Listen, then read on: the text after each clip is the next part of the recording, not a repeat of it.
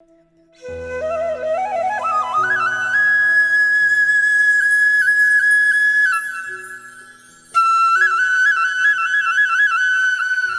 कृष्ण के रूप, उनकी लीलाएं, उनके मंदिर पूरे देश में जगह जगह हैं।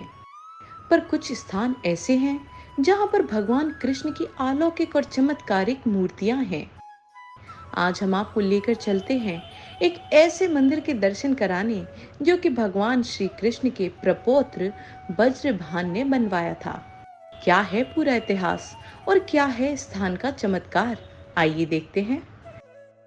गोविंद देव जी एक विश्व विख्यात मंदिर है और यहाँ ठाकुर जी की कोई साधारण प्रतिमा नहीं है।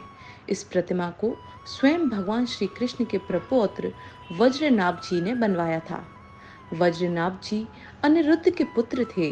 पूरे देश भर में लोग इस मंदिर में गोविंद जी के दर्शन करने आते हैं। कृष्ण जन्माष्टमी पर इस मंदिर में श्रद्धालुओं का तांता लगा रहता है। जयपुर स्थित इस प्रसिद्ध मंदिर की खासियत है कि इस मंदिर में कोई शिखर नहीं है। बिना शिखर वाला इस मंदिर को माना जाता है। श्री कृष्ण के प्रपौत्र वज्रनाभ को दादी जैसे जैसे बताती गईं, वैसे वैसे वो प्रतिमा को आकार देते गए। जब पहली प्रतिमा बनाई तो उसके पैर तो वैसे ही बन गए, बाकी स्वरूप वैसा नहीं था। जिसके बाद उन्होंने दूसरी प्रतिमा बनाई।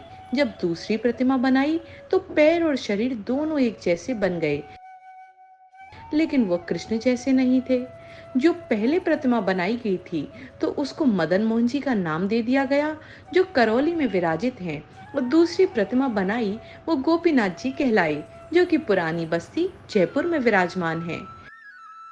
इसके बाद उन्होंने तीसरी प्रतिमा बनाई और जैसे ही तीसरी प्रतिमा पूर्ण हुई तो उनकी दादी ने सिर हिलाते हुए कहा, हाँ, क्योंकि श्री कृष्ण का पूर्ण स्वरूप था वो, और वही स्वरूप था जो कि इस मंदिर में स्थित गोविंद की प्रतिमा में है। कैसे तीनों प्रतिमा अलग अलग जगह पहुंची, आइए जानते हैं। कालांतर में जब औरंगजेब का आतंक बढ़ा तो बहुत से हिंदू मंदिर तोड़े गए। तब ये 7 मंजिला मंदिर वृंदावन में था। फिर आमेर के राजा मान सिंह जी इस प्रतिमा को लेकर पहले गोवर्धन में विराजे, इसके बाद कामा में विराजे और उसके बाद फिर गोविंदपुर रोपाड़ा में आमेर होते हुए यहाँ विराजमान हुए। अब ये प्रतिमा सूर्य महल में विराजमान है।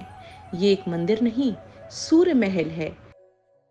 ऐसी मान्यता है कि राधा रानी के चरण कमल बहुत दुर्लभ हैं और श्री कृष्ण हमेशा उनके चरणों को अपने हृदय के पास रखते हैं। श्री कृष्ण जिनकी पूजा पूरी सृष्टि करती है, वे भी उनके चरणों के स्पर्श करते थे। राधा देवी जी के चरण बहुत ही दुर्लभ होने के कारण कोई भी व्यक्ति उनके चरणों को इतनी आसानी से प्राप्त नहीं कर सकता, इसलिए उनके पैर हमेशा ढके रहते हैं। कुछ मंदिरों में जन्माष्टमी पर अथवा राधाष्टमी पर उनके चरणों को कुछ समय के लिए खोला जाता है। मान्यता के अनुसार माता राधा के चरण बेहद पवित्र हैं और उनके दर्शन मात्र से ही जीवन सफल हो जाता है। भगवान कृष्ण ने स्वयं कहा है कि उन्हें स्वयं राधा रानी के चरण कमलों के दर्शन करने का सौभाग्य नहीं मिलता, इसलिए उनके चरण हमेशा ढके रहते हैं। गोविंद देव जी मंदिर का इतिहास, मान्यता के अनुसार सवाई जय सिंह पहले सूरज महल में रहते थे। एक दिन उन्हें स्वप्न आया कि उन्हें महल खाली कर देना चाहिए, क्योंकि ये महल स्वयं श्री गोविंद देव जी के लिए है। इसके बाद वह स्थान छोड़कर चंद्र महल चले गए।